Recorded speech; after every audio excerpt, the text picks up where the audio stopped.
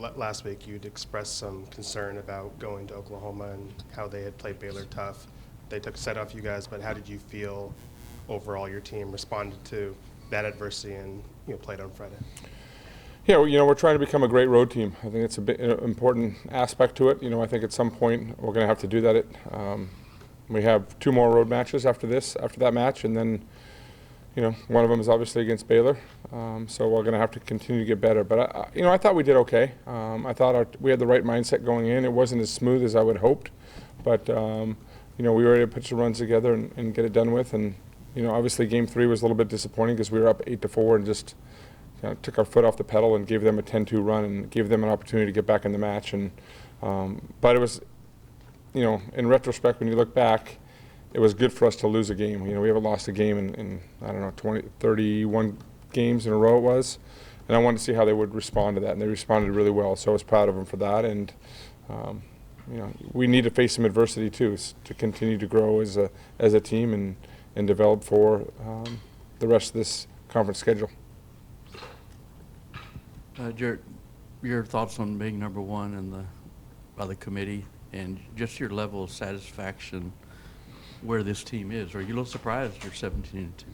I thought you were going to ask me if we're unbeatable now that we're number 1. That was going to be my follow-up. Are you? I like it. No, it's. I think I've been here long enough and understand what it really means. It's great for recruiting. It's great for the players and the alumni. They get to look back and watch their program that they built, be a part of this. But for me, it's more about the process and making sure that we're organized and staying level-headed and there. Like we really haven't addressed it at all. It's not.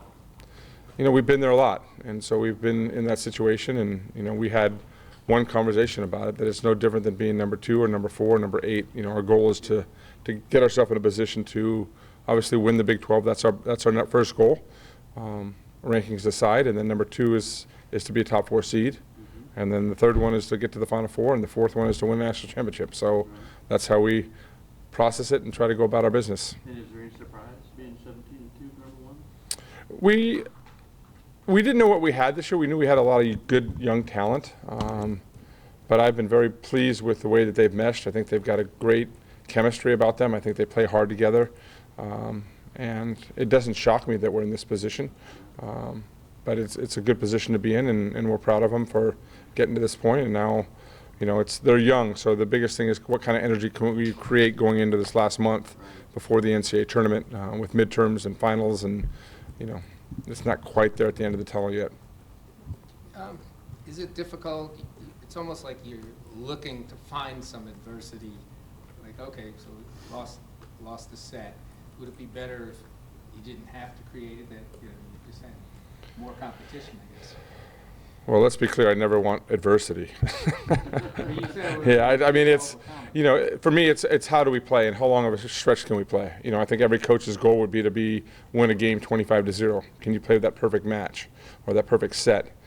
So it's for us. It's how long can we play well for, and how long can we be in system, and how well can we focus and do the things that we need to do to be successful. And that's the real mark, is when you go back and watch film this morning and this weekend to see where we were. We made a significant amount of mistakes. I think it was some of that mistakes is when we had some big leads and just kind of let off. So trying to teach them that edge and that focus to stay within the defensive mindset. Coach, you mentioned it earlier. Anyone who plays here is always trying to stay in that top 4. I mean, it's such a high bar. How have the young ladies done with that mental process, because the margin for error is so thin here? I think they've obviously been a part of the recruiting process for a long time. Now the recruiting rules have changed, but most of these young players have been committed to us for a couple of years and been able to see our program and be able to see our home crowd and what it's like. And they've been probably more itching just to get in that environment and be a part of it. They understand what it means. I think we talk a lot about the players that came before them that got them to this point of wanting to come to Texas and be a part of it. But I think they embrace it. I think this group.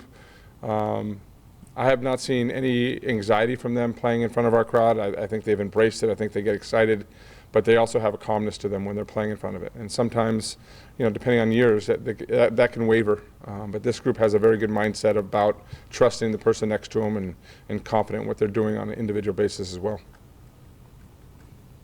Thoughts on your opponents this week, TCU, Kansas State? TCU gave you guys a pretty tough battle on that first setup in Fort Worth. Yeah, I think they're obviously important matches for us. I think Kansas State is a solid team that has the ability to kind of break out and play really well. They've shown that in past, but their record hasn't reflected that.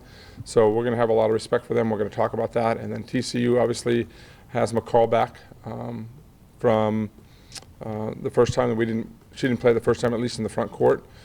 We had a really difficult time blocking them last time. They just tooled us off the court, and we've got to become I think we've become a better team since then, so I'm excited to see how we do the second time around with them. Was she out for some of the games, some of the matches last year too? Yes, she was out some of it. I believe she had I'm not part of it, but I believe she had some lower leg extremity issue. And then secondly, what is Logan doing differently this year on the service line than she was last year, and why is she having so much success back there? So last year she was a very good server for us, but she was a float server. She had a jump float that that got teams in trouble. But this year we really worked on the hybrid serve, which is kind of a top spin, kind of like Kaya's serve, but a half float serve, half spin. So it doesn't really hold true to its direction, and so it's a challenge to be able to defend that. And we've been scoring at a high percentage. The opponent's hitting percentage is much lower. Our ace percentage is higher. Our scoring percentage is higher. So she's added a lot to that point. There's that fine line between how many errors and how many points we're scoring. But when she's good, she's really good and going on some big runs for us. She won game one for us. It was tight. She got, I think, 2 aces in a row. Went on a nice run at the end of that game. And so we've got a lot of different weapons. I think Kaya's serving has gotten significantly better. I think Jenna's serving has gotten better. Asia's a very impressive serve in what we've done. But we've been spending a ton of time on it. We spent a ton of time in the spring to be able to get to this point where we can actually put some more pressure on teams from the service line. What have you thought of Asia's development over this year? And is she at kind of where you guys projected you thought she'd be? Asia's been really fun to have in our program. I think she came in very quiet, trying to kind of feel her way around this program and trying to be out on her own for the first time. And I think anytime they redshirt, it's really hard, but when they get to about November of the redshirt year, they're like, it's the best decision I've made. She's took a lot of accountability of who she wants to be and has embraced that.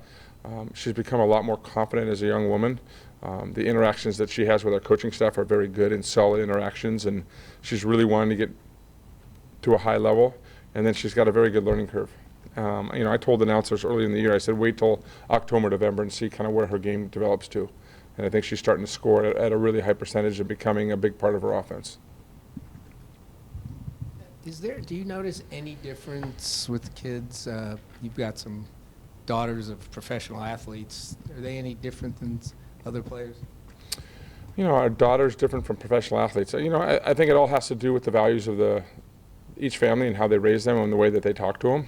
I know that Jermaine has talked at a very, very high level with Asia, but the biggest thing he's talked to her about is wanting her to do this on her own and that she's accountable for this and she has to go at it. But I think anytime that you get the advice of someone that has the success that they have and the adversity that they've all gone through, I think their words obviously carry a lot of weight. What's impressive is that Asia actually listens to her father at a high level, I think, and it's been a great relationship between those two. Sometimes my kids don't want to listen to what I have to say, so that's the impressive part about it. You didn't play in the NBA. I did not play in the NBA, but I am a coach, and they play sports. Yeah, getting Butler back, you haven't lost since she's gotten back. What all does she bring to this team? Obviously she's a major threat for us. She has a very high kill percentage, which is your kills divided by total attempts. So she's commanding a lot of respect from the opponents. It's opening up our pin hitters a little bit more. And then her blocking game has really helped us out. And so defensively we've gotten better and those numbers have gone up. So it's great to have her back. Was there any surprise on the top 10 from the committee that you saw? Was there any surprises? You know, I really didn't even look at it that hard. I'm not that focused on it right now. There's going to be so many upsets. I know that Wisconsin got upset this weekend, but they got a couple tough matches coming up, so they'll be able to kind of fix that situation if they can win out. For me, it's can we beat Kansas State and can we keep what we're doing on our side and then let the rest of the country deal with that. We're in a position now, obviously, I think, to be a top 4 seed, but there's 1, 2, 3, 4, 5 more matches to go. So we've got to take care of business. And what did the Baylor win do? Yeah, it obviously gave us a lot of RPI points and put us in that position. I think, as the committee said, it gave us a very good eye test for some of those committee members to see the level of play that we can play at. But now we got to go to Baylor, and they're going to have a huge crowd, and they're going to be a little bit, edgier, and they want to come back and prove, who they are, and they've got a lot of pride in what they do. So it'll be another great test for us. I'm excited for that when that time comes. But right now, it's all about Kansas State. You guys both take care of business. Do you feel that regardless of what happens next week, you and Baylor can both be top 4 seeds? I think we're in a position to both be top 4 seeds. I think, I've been many times wrong watching the selection show in terms of the committee because it changes and their values change and what they're putting importance on. But, I think based on their preseason schedule and where they're at, they're in a position to be able to, if their only 2 losses come from Texas, and if we end up winning out, then I think we'd be the 1 or 2 seed and they would be the 1 or 2 seed. They don't have any bad losses, where I think the rest of us all have kind of one nick here and there. So it would be great for our conference. What it means is a lot. You look at A&M now, that's potentially a top 16 seed. Rice just lost, so they were in a chance to be a top 16 seed and maybe still have a chance. So that means a lot of good teams are going to be coming here the first and second round.